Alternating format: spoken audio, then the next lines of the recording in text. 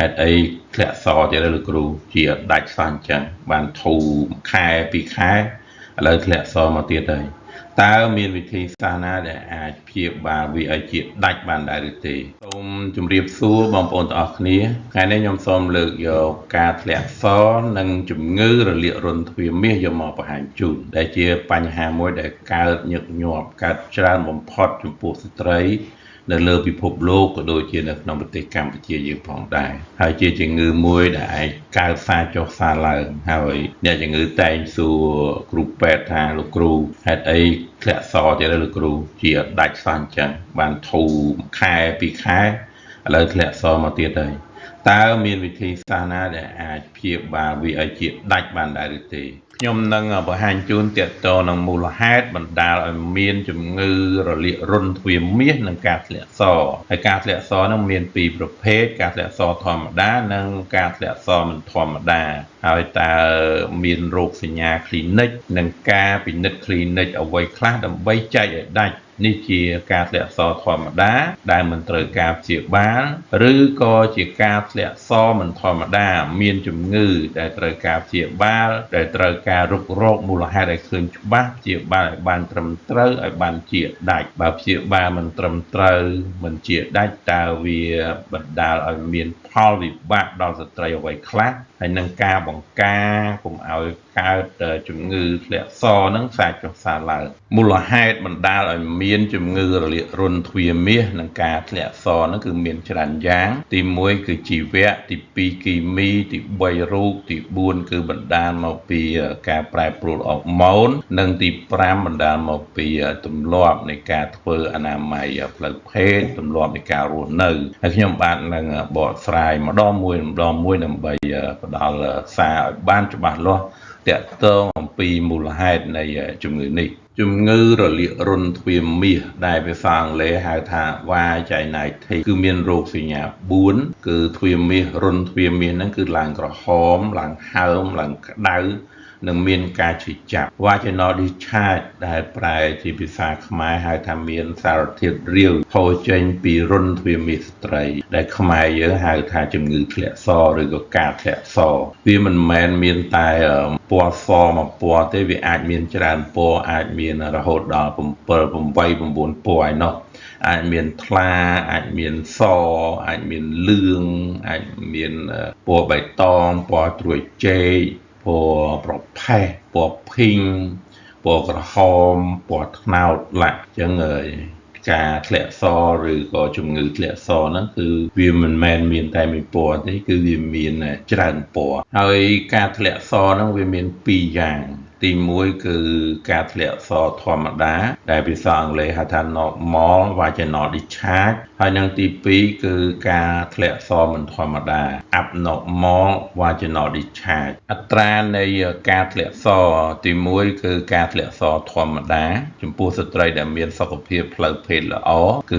100មានការធ្លាក់សធម្មតាទាំង100បើស្ត្រីនោះមិនមានការធ្លាក់សធម្មតាទេជាពិសេសស្ត្រីនៅក្នុងវ័យបន្តពូជ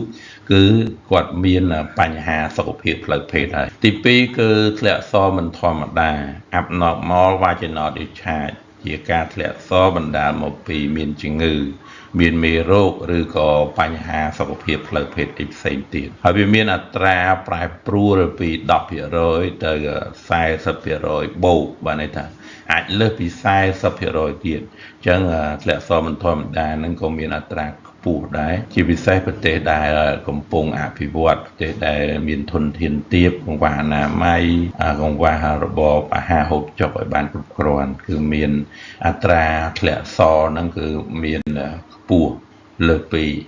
40%ការធ្លាក់សធម្មតាវាជាតួនាទីរបស់ប្រព័ន្ធបន្តពូជស្ត្រីដែលមានសុខភាពផ្លូវភេទល្អបញ្ចេញសធម្មតាឬក៏ទឹករំអិលតាមរន្ធទ្វារមាសគោលបំណងដើម្បីជួយសម្អាតជួយ clean ជួយធ្វើឲ្យរន្ធទ្វារមាសហ្នឹងគឺមានសំណើមមានទឹករំអិលជួយបង្ការជួយទប់ស្កាត់តទល់ប្រឆាំង តបទៅនឹងភ្នាក់ងារបង្កជំងឺផ្សេងៗជួយរក្សាលំនឹងជួយរក្សាតុល្យភាពនៃ microbiome អតិសកុមប្រាណដែលរស់នៅក្នុងរន្ធទ្វេមាសត្រីហើយអតិសកុមប្រាណហ្នឹងគឺជាអ្នកដែលជួយថែទាំtake care ការពាររន្ធទ្វេមាសត្រីពីសត្រូវឈ្លានពានផ្សេងហើយសធម្មតាហ្នឹងវាធ្វើឲ្យអ្នកការពារប្រនាងតូចហ្នឹងគឺមានលំនឹងហើយធ្វើឲ្យប្រនាងតូចហ្នឹងគឺមានសុខភាពល្អលក្ខណៈរបស់ការធ្លាក់សធម្មតាគឺពណ៌ថ្លាពណ៌សដូចទឹកសដន់ពណ៌រៀងស្តៀងសរៀងប្លែតតិចស្ទើរសតិចហើយ consistent វាអាចរាវដូចទឹកឬក៏ខាប់ស្អិតដូច mucus ហើយអាច streaky ដែលបើយើងដាក់នៅលើម្រាមដៃទៅយើងពលាតទៅវាយឺតអត់ដាច់ទេហើយវាមានលក្ខណៈស្រដៀងដូចនឹងឈុតឆៅឈុតអាផ្នែកពណ៌សហ្នឹងឆៅហ្នឹងហើយក្លិនវាជាទូទៅសធម្មតាអត់មានក្លិនទេបើមានគឺក្លិនតិចតួចទេអត់ឆួលខ្លាំងទេចំពោះបរិមាណនៃសធម្មតាហ្នឹងវាធ្លាក់តិចឬវាច្រើនហ្នឹងវាប្រែប្រួលទៅតាមស្ត្រីម្នាក់ទៅស្ត្រីម្នាក់ហើយប្រែប្រួលទៅតាមថ្ងៃនៃវដ្តរដូវការធ្លាក់សធម្មតាហ្នឹងភាគច្រើនគឺធ្លាក់នៅក្នុងកំឡុងពេលជាមេជីវិតស្ត្រីមានផ្ទៃពោះនិងស្ត្រីមានអារម្មណ៍ផ្លូវភេទសំខាន់បំផុតហ្នឹងការធ្លាក់សធម្មតាហ្នឹងវាអត់មានរួមផ្សំជាមួយនឹងរោគសញ្ញានៃការរលាកទ្វារមាសទេដូចមានការហើមក្រហមឈឺផ្សាក្រហល់ក្រហាយឬក៏មានការរមាស់នោះទេអត់មានរួមផ្សំនៃរោគសញ្ញាទាំងនេះទេគឺមានតែការធ្លាក់សតែប៉ុណ្ណោះមិនមានការឡើងក្រហមឡើងហើមឈឺចាប់ឬក៏រមាស់នៅក្នុងរន្ធទ្វារមាសនោះទេនេះជាលក្ខណៈសធម្មតាទៅតាមថ្ងៃនិវត្តរដូវបន្ទាប់ពីអស់រដូវភ្លាមហ្នឹងគឺមានលក្ខសបន្តិចបន្តួចដែរបណ្ដាលមកពីកម្រិតអរម៉ូននឹងធ្លាក់ចុះទាបហើយជាដំណាក់កាលមួយចាប់ផ្ដើម follicular phase ហើយប្រហែលថ្ងៃមុននឹងខ្ជាក់មេជីវិតហ្នឹងមានការកើនឡើងបរិមាណនៃការធ្លាក់សហ្នឹងសពណ៌ស off white ឬក៏ស្ត្រីខ្លះអាចមានពណ៌លឿងហើយបណ្ដាលមកពីestrogen ហ្នឹងចាប់ផ្ដើមកើនឡើងវាទៅរំញោចដល់មាត់ស្បូនស្ត្រីហ្នឹងឲ្យផលិតបញ្ចេញទឹករំអិល/រំអិលហ្នឹងនៅថ្ងៃខ្ជាក់មេជីវិតគឺបរិមាណសហ្នឹងមានការធ្លាក់ច្រើនពណ៌ថ្លាឬក៏ហើយរៀងត្រិចឈីដែលយើងពលាទៅវាអត់ដាច់ហើយវាមានលក្ខណៈដូចសុទ្ធសឆៅអញ្ចឹងបណ្ដាលមកពីការកើនឡើងបរិមាណនៃអេស្ត្រូហ្សែនវារំញោចទៅដល់មាត់ស្បូនស្ត្រីហ្នឹងឲ្យផលិតសដែលរៀងរាវមានអេឡាស្ទិកហ្នឹងហើយអសរាវហ្នឹងវាជួយ support ជួយគ្រប់គ្រងមេជីវិតឈ្មោលហ្នឹងឲ្យហៅបានលឿនបញ្ញាប់ទៅជួបមេជីវិតញីបន្ទាប់ពីថ្ងៃធ្លាក់មេជីវិតហ្នឹងបរិមាណសហ្នឹងមានការធ្លាក់ចុះហើយរៀងស្អិតជាងមុនហើយរៀងសជាងមុនតិចហើយនឹងយឺតដែលអត់ដាច់ពេលយើងពលាតជាមួយម្រាមដៃទៅដោយសារមានការ take over របស់ progesterone ដែលធ្វើឲ្យទឹករំអិលស្ត្រីនឹងវារៀងខាប់ជាងមុនហើយវាអត់សូវអំណោយផលល្អដល់ការហៅរបស់មេជីវិតឈ្មោលនោះទេមុននឹងមករដូវ before period គឺវាអាចមានធ្លាក់ទឹករំអិលឬក៏សពណ៌សហ្នឹងរៀងខាប់ដែរចំពោះស្ត្រីមួយចំនួនអាចមានពណ៌ brown ដែរសធម្មតាអាចមាន brown ដែរនៅពេលថ្ងៃមុនមករដូវហ្នឹងបណ្ដាលមកពីការធ្លាក់ចុះការខូចខាតនៃស្រទាប់ខាងក្នុងនៃស្បូនស្ត្រីហ្នឹងហើយធ្លាក់ចេញមកក្រៅបណ្ដាលឲ្យមានជាឈាមរដូវហើយនឹងការដុះឡើងវិញនៃវដ្តរដូវហ្នឹង Vaginal environment មជ្ឈដ្ឋាននៅក្នុងរន្ធទ្វារមាសស្ត្រីជាមជ្ឈដ្ឋាន complex dynamic ecosystem ប្រព័ន្ធអេកូសាស្ត្រដែលមានការវិវត្តការសម្របសម្រួលការប្រែប្រួលនិងការផ្លាស់ប្ដូរទៅតាមអាយុទៅតាមវ័យរបស់ស្ត្រីនៅក្នុងរន្ធទ្វារមាសមានប្រភេទអតិសកុមប្រាណដែលយើងហៅថា microbiome ជាអតិសកុមប្រាណល្អដែលមានតួនាទីថែទាំការពារប្រព័ន្ធបន្តពូជស្ត្រីនឹងទប់ ទល់នឹងភ្នាក់ងារបង្កជំងឺអតិថិជនមកប្រានឈ្មោះ Lactobacilli អាច convert glycogen ទៅជាអាស៊ីតដើម្បីរក្សា pH នៅក្នុងទ្វារមាសស្ត្រីនឹងនៅក្នុងកម្រិត 3.8 ទៅ 4.5 ដែលជាមជ្ឈដ្ឋានអាស៊ីតមជ្ឈដ្ឋានការពារទល់នឹងមេរោគឆ្លងផ្សេងៗទឹករំអិលនៅក្នុងរន្ធទ្វារមាសដែលមានលក្ខណៈជារបាំងការពារបែបរូបសាស្ត្ររអិលមេរោគដែលហ៊ានចូលទៅគឺអាចរអិលដួលស្លាប់ហើយនៅក្នុងទឹករំអិលនោះគឺមាន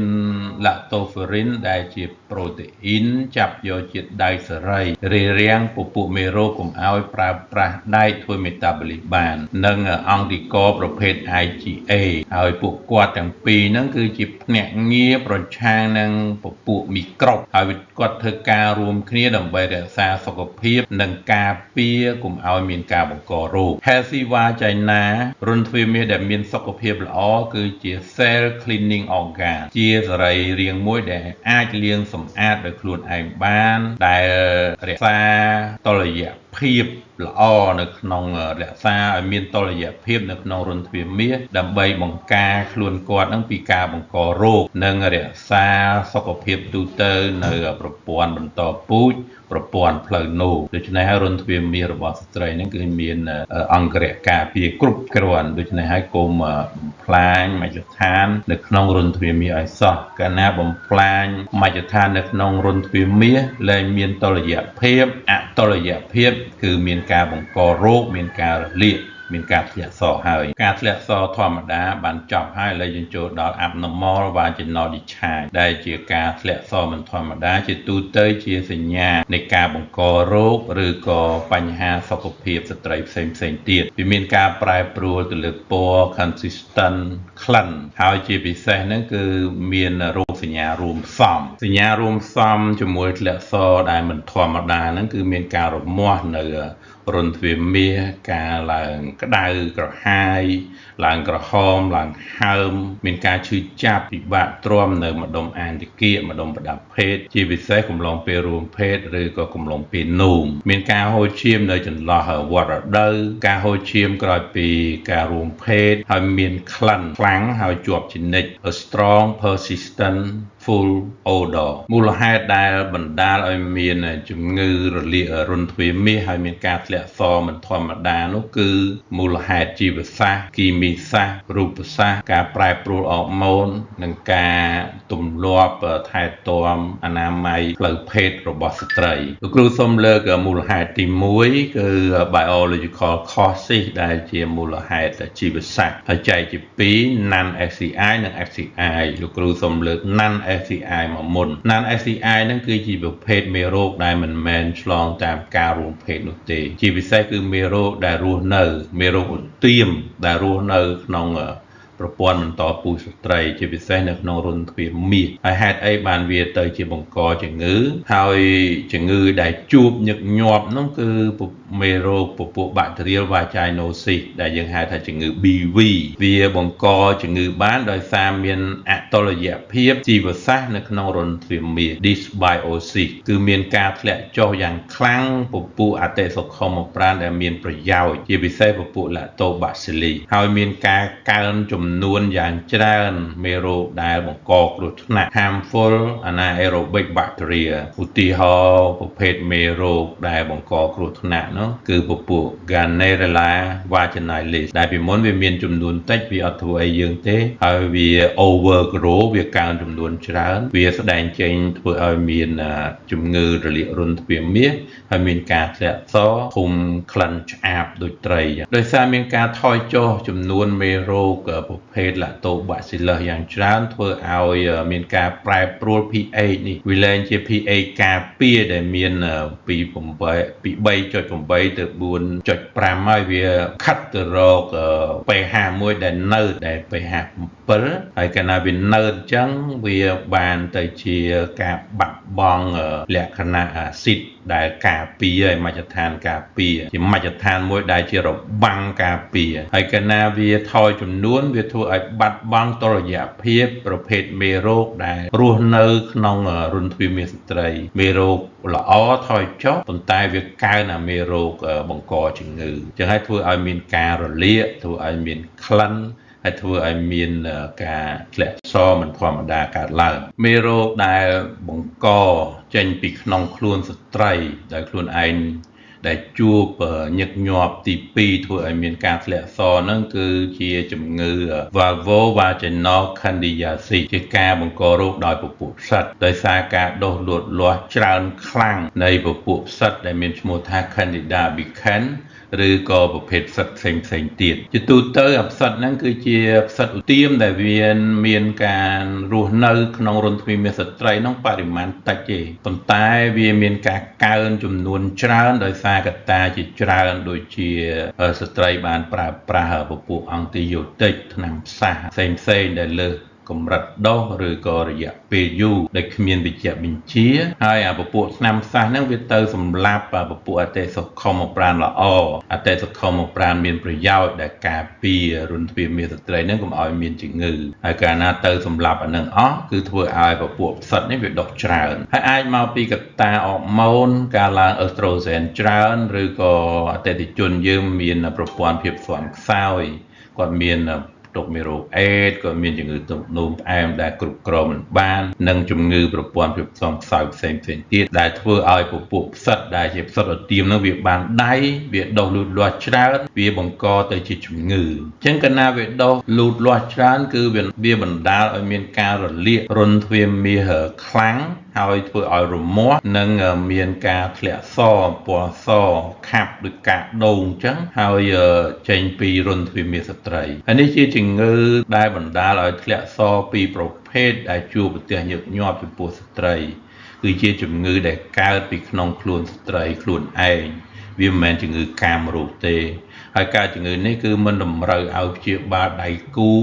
រួមភេទនោះទេបើសិនជាដៃគូរួមភេទហ្នឹងអត់មានរោគសញ្ញាពីព្រោះវាមិនមែនជាមេរោគដែលបង្កជំងឺកាមរោគជាមេរោគដែលឆ្លងតាមការរួមភេទនោះឡើយវាជាមេរោគឧទាមដែលមាននៅក្នុងប្រដាប់ភេទនៅក្នុងរន្ធទ្វារមាសរបស់ស្ត្រីវាកើនចំនួនដោយសារ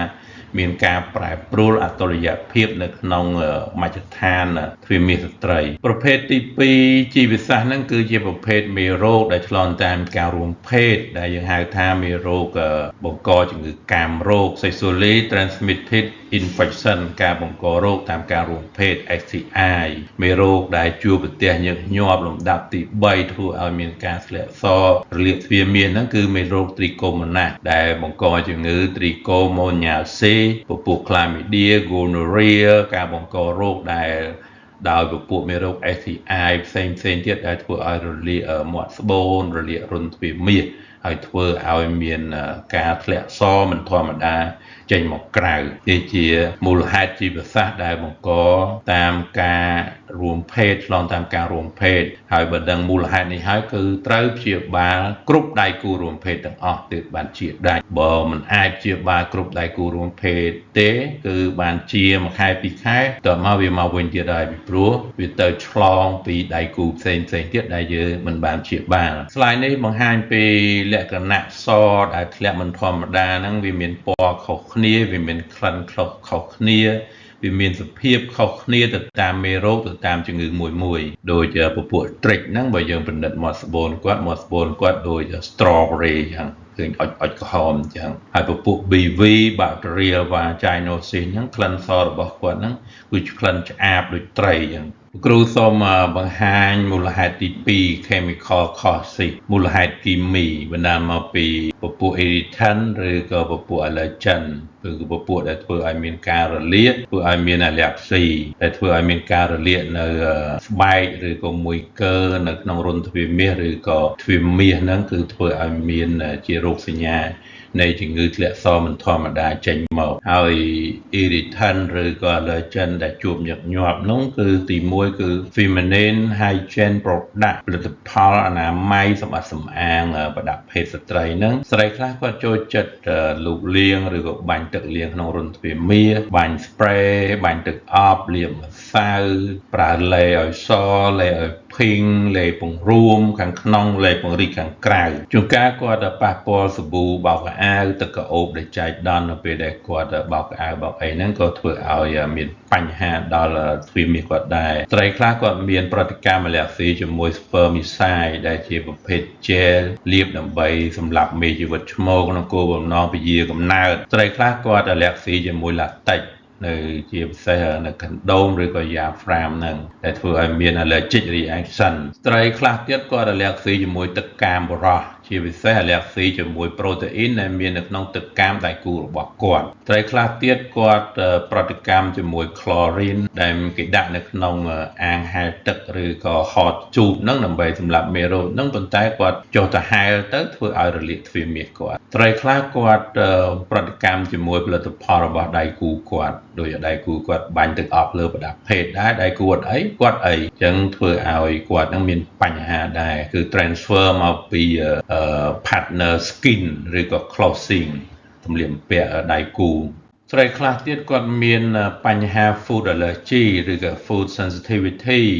ស្រុកខ្មែរយើងសម្បូរដែរគ្រូធ្លាប់ជួបដែរអ្នកខ្លះ allergy ជាមួយត្រប់ជាមួយ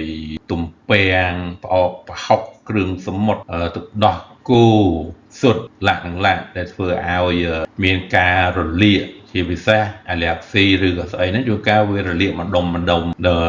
មានបញ្ហានៅម្ដុំប្រដាប់ភេទឲ្យទៅហូបគ្រឿងសមុទ្រដល់តែហើមស្ទល់អញ្ចឹងអាហ្នឹងត្រូវតមគ្រឿងសមុទ្រហើយហូបទៅពាំងទៅមានការធ្លាក់សមានអីគឺធ្លាក់សបណ្ដាលមកពីអាឡែស៊ីជាមួយពាំងអ្នកខ្លះក៏មានអាឡែស៊ីជាទូទៅដែរដោយសារចំណីអាហារទាំងអស់ដែលរៀបរាប់ហ្នឹងវាសម្បូរពួកអ៊ីស្តាមីនដែលជាសារធាតុធ្វើឲ្យមានប្រតិកម្មអាឡែស៊ីឬក៏ sensitivity នេះដែរអញ្ចឹងហើយបើយើងញ៉ាំត្រប់ទៅវាហើមស្ទល់វាក្រហមងាងវាធ្លាក់សគឺឈប់ញ៉ាំត្រប់ទៅ topical medication អ្នកខ្លះលាបអាក្រែមនេះបានអ្នកខ្លះលាបអត់បានទេដាក់ទៅដល់តែហើមស្ទល់ហើយទឹករំអិលខ្លះប្រើទឹករំអិលបានខ្លះប្រើអត់បានទេជាពិសេសទឹករំអិលដែលមាន glycerin ឬក៏ paraben ហ្នឹងគឺវាអាចធ្វើឲ្យមាន irritant ដល់ប្រដាប់ភេទស្ត្រីដែរអញ្ចឹងសារធាតុគីមីទាំងអស់ដែលបានរៀបរាប់ខាងលើហ្នឹងគឺវាធ្វើឲ្យខូចខាតធ្វើឲ្យប៉ះពាល់ធ្វើឲ្យមានបញ្ហាទៅដល់ pH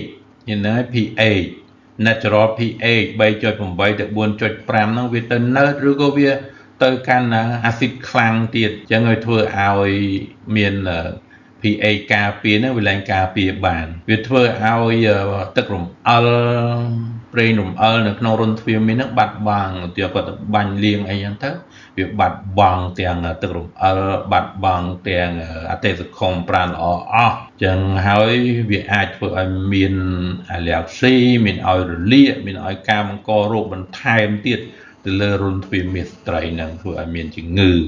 ធ្លាក់សឬក៏រលាករន្ធទ្វារមាសស្ត្រីសូមចូលមូលហេតុទី3នៃជំងឺធ្លាក់សនឹងដែរគឺ physical causes មូលហេតុរូបសាស្ត្របណ្ដាលមកពី mechanical irritation ឬក៏ injury ដែលធ្វើឲ្យមានការរលាកមានឲ្យរបួសប៉ះទង្គិចដោយការកកាត់ធ្វើឲ្យមានមីក្រូធាមានការដាច់រលាត់តូចហើយធ្វើឲ្យការរបួសផ្ទាល់ទៅដល់ជាលិកានៅក្នុងរន្ធទ្វារមាសធ្វើឲ្យរន្ធទ្វារមាសហ្នឹងមានការដាច់រលាត់រលួយហើយធ្វើឲ្យមានការបង្ករោគបន្ថែមទៅលើរន្ធទ្វារមាសដែលកំពុងតែមានបញ្ហារលាកឬក៏ប៉ះទង្គិចគ្រោះថ្នាក់ដោយមូលហេតុរូបសាស្ត្រ physical cause របួសគ្រោះថ្នាក់ពីការរួមភេទដែលយើងការរួមភេទហើយអត់មានទឹករំអិលគ្រប់គ្រាន់ចឹងការរួមភេទវាជាការកកិតយូរកកិតខ្លាំងទៅតាមលក្ខណៈរួមភេទទៅតាម style រួមភេទមួយចឹងហើយកាលណាអត់មានទឹករំអិលគ្រប់គ្រាន់វាធ្វើឲ្យត្រូមាទៅដល់ប្រដាប់ភេទទាំងស្ត្រីទាំងបុរសនឹងឬក៏បណ្ដាលមកពីការសម្រេចកាមដោយខ្លួនឯង masturbation អានឹងធ្វើឲ្យកកិតធ្វើឲ្យដាច់រលាត់ដែរអាចមូលហេតុរូបសាស្ត្រទី2គឺអាចមាន foreign object ផ្លេចពពួកប្រភេទតំប៉ុងដែលជាប្រភេទអនាម័យមូលគេសូបបញ្ចូលនៅក្នុងរន្ធទ្វារមាសជាពិសេសអ្នកគេលេងខ្លួនគេចូលចិត្តស្លៀកខ្លីៗអញ្ចឹងគេដាក់តំប៉ុងនេះទៅដើម្បីពេលគេមករដូវអីទៅវាអត់ចេញស្លាបតាមកលៀនពួកគេស្លៀកខ្លីអ្នកខ្លះផ្លេចស្រោមអនាម័យ ដៃគូគាត់រួមភេទទៅលបោតស្រោមអនាម័យនៅក្នុងរុនទ្វាមានស្ត្រីអត់បានដឹងភ្លេចនៅក្នុងនឹងរយៈពេលយូរធ្វើឲ្យមានរលាកមានការបង្ករោគធំក្លិនខ្លាំងហើយនឹងឧបករណ៍ឬក៏សម្ភារៈផ្សេងជាច្រើនទៀតជាពិសេសក្មេងតូចកុមារីអីជួនកាលគាត់មានក្រប7ឬក៏ឃ្លីអីនៅក្នុងប្រដាប់ភេទគាត់ធ្វើឲ្យធ្លាក់សដែរអញ្ចឹងកុមារីជួនកាលគាត់ធ្លាក់សដោយសារ foreign object សម្ភារៈផ្សេងនៅក្រៅខ្លួនគាត់នឹងចូលទៅក្នុងប្រដាប់ភេទហើយអាហ្នឹងតែចូលទៅវាជា physical block វារារាំងលក្ខណៈរូបរបាំងរូបសាស្ត្រការពាររបស់ផ្លូវភេទរបស់ស្ត្រីហ្នឹងហើយវាជាថ្នាលបណ្ដោះមេរោគបានយ៉ាងល្អជាពិសេសតំប៉ុងដែលយើងដាក់យូរភ្លេចតំប៉ុងភ្លេចស្រោមអនាម័យនៅក្នុងរុនទ្វារមាសហ្នឹងគឺវាคล้ายទៅជាថ្នាលបណ្ដោះមេរោគធ្វើឲ្យមានការបង្ករោគធ្ងន់ធ្ងរហើយអាចប៉ះពាល់ដល់អាយុជីវិតទៀតជាពិសេសពួក Staphylococcus អីហ្នឹងដែលមាននៅក្នុងប្រដាប់ភេទស្ត្រីហ្នឹងវារាលដាលទៅអាចឆ្លងចូលទៅដល់ក្នុងឈាមហើយមានធ្វើឲ្យមានជំងឺធ្ងន់ធ្ងរអាចសុកតិចសុកបណ្ដាលពីការបង្ករោគនៅទ្វារមាសនៅម្ដុំរុនទ្វារមាសហ្នឹងអាចមាន medical device ឬក៏ medical procedure ផ្សេងណាធ្វើប៉ះពាល់ធ្វើឲ្យរបួសការទីទេការភ្លេចកំប្រេះភ្លេចអីនៅក្នុងរុនទ្វារមាសហ្នឹងអាចបណ្ដាលមកពីសម្លៀកបំពាក់តឹងពេកសម្លៀកបំពាក់ដែលអត់មានខ្យល់ចេញចូលពីព្រោះទ្វារមាសស្ត្រីត្រូវការខ្យល់ចេញចូលដែរត្រូវការដកដង្ហើមដែរជាពិសេសប្រភេទ underwear Leo ដែលធ្វើពីនីឡុងអីហ្នឹងគឺអត់មានខ្យល់ចេញចូលទេហើយខោខ្លីតឹងណែននេះហ្នឹងគឺបង្កើតទៅជាមជ្ឈដ្ឋានមួយដែលសើមហើយក្តៅបណ្ដាលឲ្យមានរោគដោះលូតលាស់ច្រើនហើយមានការរលាកធ្វើឲ្យមានការបង្ករោគ mechanism យន្តការ physical abrasion ហ្នឹងគឺការដាច់រលាត់ការកកិតដោយរូបហ្នឹងគឺវាធ្វើឲ្យមានបញ្ហាប៉ះពាល់ទៅដល់ជាលិកា epithelium នៅក្នុងរុនទ្វារមាសស្ត្រីហ្នឹងវាមានការខូចខាតការរបួសដាច់រលាត់បែកបាក់អីហ្នឹងវាធ្វើឲ្យរបាំងការពាររូបសាស្ត្ររបាំងការពារទី1ទប់ទល់នឹងការបង្ករោគហ្នឹងចុះខ្សោយហើយអនុញ្ញាតឲ្យពពួកភ្នាក់ងារបង្ករោគមេរោគផ្សេងហ្នឹងជ្រៀតចូលទៅក្នុងហ្នឹង more easily បានយ៉ាងងាយស្រួលបំផុតមូលហេតុទី4ហ្នឹងគឺ hormonal causes គឺបណ្ដាលមកពីកម្រិតអរម៉ូនស្ត្រីហ្នឹងគឺមានការធ្លាក់ចុះជាពិសេសហ្នឹងគឺ estrogen ដែលប៉ះពាល់ទៅដល់សុខភាពផ្លូវភេទស្ត្រីជាពិសេសស្ត្រីនៅក្នុងដំណាក់កាល menopause អរដូវឬក៏ជំវិញនៃការអរដូវនេះគឺមានការធ្លាក់ចុះអេស្ត្រូហ្សែនហ្នឹងយ៉ាងច្រើនយ៉ាងខ្លាំងនាំទៅដល់ atrophic vaginitis រលាករុនទ្វារមាសដោយសារការស្វិតការរួមតូចរុនទ្វារមាសរបស់ស្ត្រីហ្នឹងហើយជញ្ជាំងរុនទ្វារមាសហ្នឹងវាប្រែទៅជាស្ដើងស្ងួតហើយវាអត់ទៅយឺតដូចការពីមិនទាន់អស់រដូវនោះទេហើយបញ្ហានេះបណ្ដាលឲ្យមានការរលាកការក្តៅក្រហាយឈឺចាប់ក្នុងពេលរួមភេទនិងជួនកាលអាចមានការធ្លាក់សរាវដូចទឹកចឹង watery discharge ស្ត្រីប៉ុស្តិ៍ប៉ាតូមក្រោយសម្រាលកូនឬក៏ស្ត្រីកំពុងតែបំបៅទឹកសណ្តាន់កូនកម្រិតអរម៉ូនអេស្ត្រូហ្សែននឹងទាបហើយកាលណាវាទាបវានាំទៅដល់ធ្វើឲ្យរុនទ្វារមាសស្ត្រីហ្នឹងគឺស្ងួតហើយងាយនឹងរលាកងាយនឹងប្រតិកម្មកុមារីឆាយហ៊ូតគាត់អេស្ត្រូហ្សែនគាត់ទាបមុននឹងគាត់ចូលវ័យជំទង់ហ្នឹងគឺកម្រិតអេស្ត្រូហ្សែនកុមារីទាបដែលធ្វើឲ្យជាលិកាក្នុងរុនទ្វារមាសគាត់ហ្នឹងងាយនឹងរលាកងាយនឹងប្រតិកម្មហើយនឹងមានការបង្ករោគដែលមិនមែនជាមេរោគឆ្លងជាពិសេសមេរោគដែលនៅម្ដុំស្បែករបស់គាត់ឬក៏មានការបង្កជំងឺដោយប្រភេទ physical causes មានការចូលដោយរបស់ខាងក្រៅខ្លួនរបស់គាត់ដោយគ្រាប់បាយគ្រាប់អង្គគ្រាប់ស្រូវឬក៏គ្រាប់ផ្លែឈើអីផ្សេងដែលធ្វើឲ្យមានការរលាកហើយធ្វើឲ្យមានការកុមារីមានធ្លាក់សដែរគឺបណ្ដាលមកពីចឹងធ្លាក់សមិនធម្មតា surgical removal of ovary ស្ត្រីដែលវាកាត់ចោល ovary ហ្នឹងគឺបណ្ដាលឲ្យមាន menopause ដែរគេហៅថា immediate surgical menopause ដែលធ្វើឲ្យមាន estrogen ហ្នឹងគឺធ្លាក់ចុះទាបដែរ មូលហេតុចុងក្រោយទី5ហ្នឹងគឺតកតងនឹងទម្លាប់ធ្វើអនាម័យទម្លាប់របៀបរបបរស់នៅរបស់ស្ត្រីម្នាក់ៗហ្នឹងអា daily habit ហ្នឹងទម្លាប់ជាប្រចាំតកតងទៅនឹងការអនាម័យការលាងសម្អាតការប្រើប្រាស់ផលិតផលផ្សេងៗនេះវាធ្វើឲ្យមានបញ្ហាទៅដល់ប្រព័ន្ធអេកូសាសនៅក្នុងរន្ធទ្វារមាសស្ត្រីដែលបណ្ដាលឲ្យរន្ធទ្វារមាសនឹងរលាកមានធ្លាក់សមិនធម្មតាហើយបង្កើនហានិភ័យនៃការឆ្លងជំងឺកាមរោគផ្សេងៗជាពិសេស douching ហ្នឹងគឺការលូកលាងឬក៏បាញ់ទឹកលាងសម្អាតនៅក្នុងរន្ធទ្វារមាសហ្នឹងវាជា major disruptor ជាមេបង្កបញ្ហាមួយពេលណាយើងបាញ់ទឹកលាងទៅវា wash away healthy bacteria គឺវាលាងសម្អាតអតិថិខុមប្រាណល្អវាធ្វើឲ្យ pH នៅក្នុងរន្ធទ្វារមាសហ្នឹងសាបវាកើនលេខ pH ពី 3.8 ទៅ 7 អីហ្នឹងទៅ 8 ហ្នឹងទៅវាលែងការពារបានហើយវាធ្វើឲ្យពពួកមេរោគអាក្រក់ហ្នឹងកាលណាយើងបាញ់ទឹកចូលទៅវារុញមេរោគហ្នឹងកូរចូលកាន់តែជ្រៅទៅក្នុងប្រព័ន្ធបន្តពូជផ្លូវបន្តពូជស្ត្រីហ្នឹងហើយធ្វើឲ្យមានការកើនឡើងហានិភ័យនៃជំងឺរលាកអាងតិគាpelvic inflammatory disease PID poor hygiene នេះកង្វះអនាម័យប្រដាប់ភេទ infrequent cleaning can allow bacteria to multiply យើងអត់សូវបានលាងសម្អាត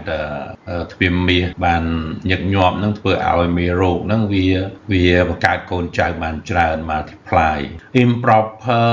wiping technique ការលាងសម្អាតក្រោយពេលបន្ទោបង់ខុសបច្ចេកទេសហ្នឹងគឺលាងពីក្រោយទៅមុខបាទលាងពីក្រោយទៅមុខគឺវានាំមេរោគពីរុនគូតទៅដល់ទ្វារមាសជាពិសេសមេរោគដែលរស់នៅក្នុងពោះវៀនបតាំងហ្នឹងគឺជាមេរោគដូចជាពពួក E. coli ហ្នឹងវាចេញពីរុនគូតវាទៅផ្លូវនោមផ្លូវបន្តពូជវាធ្វើឲ្យមានការរលាកផ្លូវនោមរលាកផ្លូវបន្តពូជហើយជាប្រភេទមួយដែលមានការស្វំថ្នាំច្រើនពពួក E. coli នេះហើយវានៅក្នុងពោះវៀនវាអត់បង្កជំងឺទេតែវាដូរកន្លែងពីផ្លូវពីរុនគូតពីពោះវៀនធំហ្នឹងទៅដល់ទ្វារមាសទៅដល់រុននោមវាបង្កជំងឺធ្ងន់ធ្ងរមែនទែនដូច្នេះហើយតែជៀសវាងការលាងសម្អាតពីក្រោយទៅមុខវានាំមេរោគពីរុនគូតទៅទ្វារមាសទៅប្រដាប់នោមទៅលាងពីមុខមកក្រោយវិញគឺលាងពីរុនទ្វារមាសទៅរុនគូតវិញសម្លៀកបំពាក់ដែលតឹងណែនហើយអត់មានខ្យល់ចេញចូលប្រនាងតូចនេះត្រូវការដកដង្ហើមដែរពេលដែលយើងស្លៀកពាក់សម្លៀកបំពាក់ជាពិសេសខោលីអូ underwear ឬក៏ខោខ្លីអីហ្នឹងដែលតឹងណែនហើយអត់មានចេញចូលស្លៀកបំពាក់សើមហើយរយៈពេលយូរហ្នឹងវាបង្កើតទៅជាមជ្ឈដ្ឋានមួយដែលសើមក្តៅងុំហើយហ្នឹងវា promote វាជួយសម្រួលជួយបង្កើនការលូតលាស់របស់ពពួកផ្សិតនិងពពួកមេរោគអាក្រក់ធ្វើឲ្យមានជំងឺរលាកទ្វារមាសហើយនឹងធ្លាក់សដែរដោយសារទម្លាប់ធ្លាក់តឹងរបស់យើងក៏កាត់ដែល add high in sugar ចំណីអាហារដែលសម្បូរជាតិផ្អែមជាតិផ្អែមដែលយើងហូបចូលទៅហ្នឹងវាទៅ promote yeast overgrowth ធ្វើឲ្យពពួកផ្សិតហ្នឹងគឺដុះលូតលាស់ច្រើន sexual habit ទម្លាប់នៃការរួមភេទចូលចិត្តមានដៃគូរួមភេទច្រើនឬក៏មានដៃគូថ្មីនឹងអាចប្រឈមនឹងការឆ្លងជំងឺកាមរោគ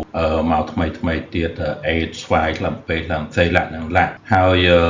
អាចមានពពួកបាក់តេរីថ្មីទៀតចូលនៅក្នុងរន្ធទ្វារមាសវាធ្វើឲ្យរំខានធ្វើឲ្យមានបញ្ហាទៅដល់តុល្យភាពធម្មជាតិនៅក្នុងរន្ធទ្វារមាសដោយសារមានមេរោគថ្មីថែមមកទៀតទៅធ្វើឲ្យជ្រួលច្បល់មេរោគនៅក្នុងរន្ធទ្វារមាសស្ត្រីជំងឺផ្លូវចិត្ត stress ឬក៏ដេកអត់គ្រប់គ្រាន់ហ្នឹង chronic stress ឬក៏ poor sleep បានន័យថា stress រ៉ាំរ៉ៃដេកអត់គ្រប់វាធ្វើឲ្យប្រព័ន្ធភាពស៊ាំរបស់មនុស្សយើងហ្នឹងចុះខ្សោយធ្វើឲ្យខ្លួនយើងហ្នឹងគឺមិនអាចរក្សាតុល្យភាពធម្មជាតិរក្សា ecosystem នៅក្នុងទ្វារមាសស្ត្រីរន្ធទ្វារមាសស្ត្រីហ្នឹងបានទេជាពិសេសពពួកអតិសខុមប្រាណល្អហ្នឹងហើយកាលណាវាប្រែប្រួលអតុល្យភាពទាំង pH ទាំងអតិសខុមប្រាណល្អធ្វើឲ្យមានការដុះលូតលាស់ពពួក ផ្សិតពពួកមេរោគឧទាមផ្សេងទៀតអ្នកជំងឺកើតទំនោមផ្អែមដែលព្យាបាលដែលគ្រប់គ្រាន់បានអ្នកផ្ទុកមេរោគអេដស៍ដែលអត់ទទួលការព្យាបាលអត់ទាន់ដឹងខ្លួនអត់ទាន់បានទទួលឱសថប្រឆាំងមេរោគអេដស៍ហ្នឹងប្រព័ន្ធភាពស៊ាំខ្សោយគឺអាចមានជំងឺធ្លាក់សរ៉ាំរ៉ៃពិបាកព្យាបាលជាដាច់ការប្រើប្រាស់ថ្នាំខ្សាសដែលអត់មានវេជ្ជបញ្ជាត្រឹមត្រូវប្រើលើសកម្រិតប្រើរយៈពេលដែលជាអេយ៉ាប័តមួយដែលប្រឈមខ្លាំងដល់សុខភាពទូទៅដល់ការស៊ាំថ្នាំហើយ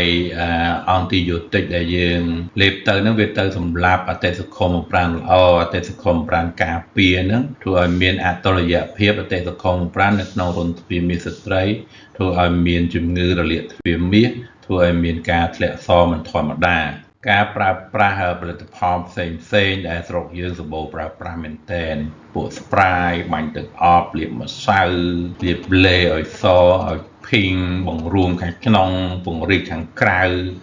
ចាក់ filler ពង្រីកបបោតូចបបោធំអីហ្នឹងសិតតែធ្វើទុកបុកម្នេញទៅដល់ប្រដាប់បន្តពូជផ្លូវភេទស្ត្រីហើយការធ្លាក់សឬការហូរសារធាតុរាវចេញពីរន្ធទ្វារមាសស្ត្រីហ្នឹងមានច្រើនពណ៌ច្រើនក្លិនច្រើនសភាពហើយតកតើនឹងជំងឺជាច្រើនបើធ្លាក់សនឹងមកថ្លាអាចជាសធម្មតាពេលមានផ្ទៃពោះពេលជាមេជីវិតអាចមានអតុល្យភាពអរម៉ូនឬក៏មហារីកអូវែបើសនឹងធ្លាក់មកប្រផេះគឺអាចមកបណ្ដាលពីជំងឺ BV បើសនឹងធ្លាក់មកភីងពណ៌ភីងអាចការហូរឈាមនៅមាត់ស្បូនរន្ធទ្វារមាសនឹងមានការរលាកមានការប្រតិកម្មimplantation bleeding ឬក៏មហារីកអូវែបើសនឹងពណ៌សអាចជាសធម្មតាការបង្ករោគដោយផ្សិតមហារីកអូវែបើសនឹងពណ៌លឿងពណ៌ green ពណ៌ត្រួយចេកអាចបណ្ដាលមកពីមេរោគកាមរោគ sexually transmitted infection បើសនឹងពណ៌ក្រហមពណ៌ឈាមជ្រូកអាចបណ្ដាលមកពីឈាមរដូវការធ្លាក់ឈាមរដូវការបង្ករោគនៅមាត់ស្បូនប៉ូលីបនៅមាត់ស្បូនមហារីកមាត់ស្បូនមហារីកស្បូនមហារីកអូវែនេះជា top cost នៃការបង្ករោគនៅរន្ធទ្វារមាសហ្នឹងច្រើនជាងគេ BV ហើយនិង VVC គឺពពួកមេរោគឧទាមដែលកើតចេញពីក្នុងរន្ធទ្វារមាសស្ត្រីខ្លួនឯងអត់ត្រូវការព្យាបាលដៃគូទេពីព្រោះមេរោគដែលជាមេរោគចេញពីក្នុងខ្លួនរបស់ស្ត្រីហើយក្រៅពីនឹងអាចជាការបង្ករោគដោយមេរោគកាមរោគឬក៏មេរោគផ្សេងទៀតការធ្វើរោគវិនិច្ឆ័យគ្រូពេទ្យត្រូវសាកសួរពីប្រវត្តិរោគសញ្ញាជំងឺប្រវត្តិអ្នកជំងឺប្រវត្តិរួមភេទរបស់អ្នកជំងឺការពិនិត្យប្រដាប់ភេទពិនិត្យអាងទឹកគាកពិនិត្យ pH យកសំណាក់ទៅពិនិត្យយកសទៅពិនិត្យយកទឹកនោមទៅពិនិត្យទៅបណ្ដុះហើយនឹងធ្វើការពិនិត្យឈាមនិង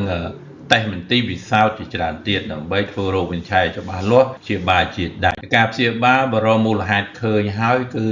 ស្រួលព្យាបាលទេប៉ុន្តែពេលខ្លះព្យាបាលជាហើយវាត្រឡប់មកវិញពីព្រោះបើសិនជាមូលហេតុហ្នឹងវាជាមូលហេតុដែលឆ្លងតាមការរួមភេទយើងត្រូវព្យាបាលគ្រប់ដៃគូរួមភេទទាំងអស់ចឹងការរដៃគូរួមភេទរបស់អតិថិជនឬក៏ដៃគូអតិថិជនហ្នឹងគឺមកព្យាបាលអស់ហ្នឹងវាជាការពិបាកពីព្រោះអតិថិជនខ្លះគេលាក់គ្នាទៅវិញទៅមកជៀសវាងការរួមភេទជាមួយដៃគូដែលអត់ទាន់ព្យាបាលឬក៏ព្យាបាលហើយអត់ទាន់ជាដាច់ហើយត្រូវផ្លាស់ប្ដូរទម្លាប់ដែលធ្វើឲ្យប៉ះពាល់ដល់សុខភាពផ្លូវភេទផលវិបាកនៃជំងឺរលាកទ្វារមាសជំងឺធ្លាក់សមិនធម្មតាហ្នឹងគឺវាបង្កើនហានិភ័យនៃការឆ្លងជំងឺកាមរោគបន្ថែមមកទៀតអេដស៍ស្វាយខ្លាបេខ្លាំងសេហើយធ្វើឲ្យមានការឈឺចាប់រ៉ាំរ៉ៃឈឺចាប់ទាំងផ្លូវភេទឈឺចាប់ទាំងផ្លូវចិត្តហើយអាចប្រែប្រួលស្បែកនៅម្ដុំម្ដាប់ភេទហ្នឹងឡើងកមឡើងខ្មៅឡើងសម្លាក់លាក់នឹងលាក់អាចធ្វើឲ្យរលាកអាងទឹកគាករលាកសរីរាង្គក្នុងអាងទឹកគាកអាចធ្វើឲ្យលែងមានកូនហើយទៅជាស្ត្រីអាចកូនក្រៅស្បូនអាចធ្វើឲ្យមានកូនប៉ុន្តែមានបញ្ហាកូនកើតមិនគ្រប់ខែរលូតកូនមានបញ្ហាសុខភាពធ្ងន់ធ្ងរហើយអាចមានការបង្ករោគជាប្រព័ន្ធគឺមានការឆ្លងមេរោគទៅសរីរាង្គផ្សេងទៀតហើយសំខាន់បំផុតហ្នឹងការធ្លាក់សការរលាកទ្វារមាសរ៉ាំរ៉ៃអត់បានព្យាបាលវារំខានទៅដល់ការរួមភេទអញ្ចឹងអត់មានការរួមភេទអាចធ្វើឲ្យប្រេះបេះដូង បែកបាក់ស្នេហាដោយសារជំងឺធ្លាក់សជំងឺរលាកទ្វារមាសបានផងដែរព្រាត់ស្នេហ៍ដោយសារជំងឺធ្លាក់សជំងឺរលាកទ្វារមាសការបង្ការនិងការផ្លាស់ប្ដូរទម្លាប់អនាម័យប្រដាប់ភេទត្រូវធ្វើការអនាម័យប្រដាប់ភេទឲ្យបានត្រឹមត្រូវជៀសវាងការលូកលាងឬក៏បាញ់លាងនៅក្នុងរន្ធទ្វារមាសក្រោយពីបន្ទោបង់ត្រូវលាងសម្អាតអស់ពីមុខទៅក្រោយត្រូវបរិភោគអាហារដែលផ្ដល់ឲ្យសុខភាពល្អឈប់ជក់បារីឈប់ទទួលទានស្រាប៊ីយ៉ាត្រូវអនុវត្តការរួមភេទដោយសុវត្ថិភាពប្រើប្រាស់ស្រោមអនាម័យដើម្បីកាត់បន្ថយការឆ្លងជំងឺកាមរោគរួមភេទស្អាតរស់នៅស្អាតត្រូវជ្រើសរើសសម្លៀកបំពាក់ជាពិសេសលីអូធ្វើពីកប្បាសហើយមានខ្យល់ចេញចូលធូររលុងគុំធ្លៀកសម្លៀកបំពាក់តឹងណែនហើយសម្លៀកបំពាក់ដែលសើមគឺត្រូវបដូរចេញឲ្យបានឆាប់រហ័សបើប្រើប្រាស់ទឹកក្អូបឬម្សៅសាប៊ូក្អូបបោកកៅអៅទៅវាមានបញ្ហាប្រតិកម្មរលាកម្ដុំប្រដាប់ភេទគួរតែផ្លាស់ប្ដូរជៀសវាងការត្រាំទឹកក្តៅជៀសវាងការប្រើប្រាស់ផលិតផលផ្សេងៗដែលបង្កផលវិបាកទៅដល់ប្រដាប់ភេទរបស់ស្ត្រីបើសិនជាមានជំងឺរលាកទ្វារមាសឬក៏មានការធ្លាក់សមិនធម្មតាប្រញាប់ទៅជួបគ្រូពេទ្យដើម្បីទទួលការព្យាបាលបានត្រឹមត្រូវហើយបានទាន់ពេលវេលា